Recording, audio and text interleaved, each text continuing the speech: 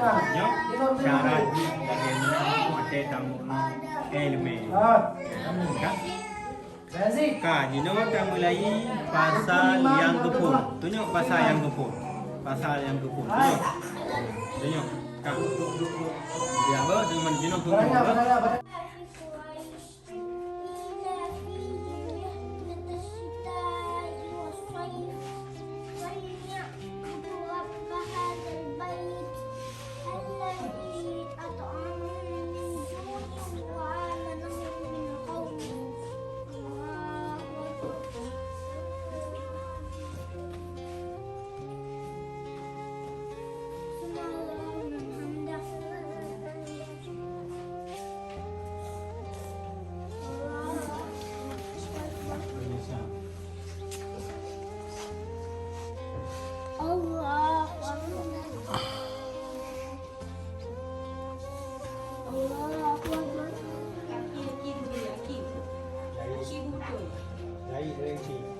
Allah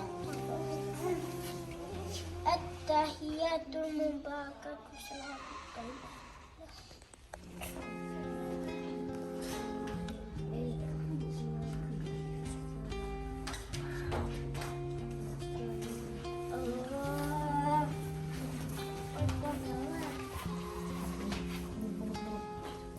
Bismillahirrahmanirrahim. Alhamdulillahi rabbil alamin. Ar-Rahmanir-Rahim. Maliki yaumiddin. Iyyaka na'budu wa iyyaka nasta'in. Ihdinas siratal mustaqim. Siratal ladzina an'amta 'alaihim ghairil maghdubi 'alaihim waladdallin. Amin.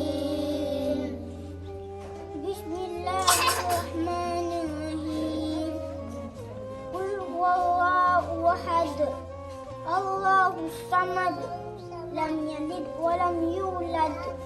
Walam yakul lahu kufuwan ahad. Allahu akbar.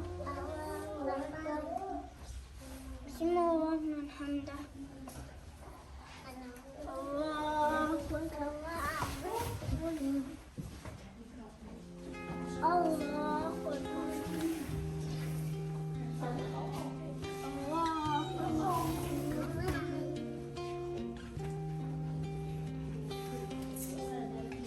Allah.